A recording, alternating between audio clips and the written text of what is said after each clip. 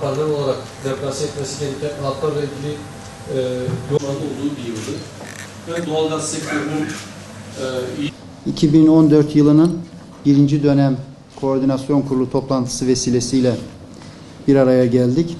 İlimizde yatırımcı kuruluşlarımız üzerinden yürütülen 14 ayrı kuruluşa ait 293 adet proje bulunuyor.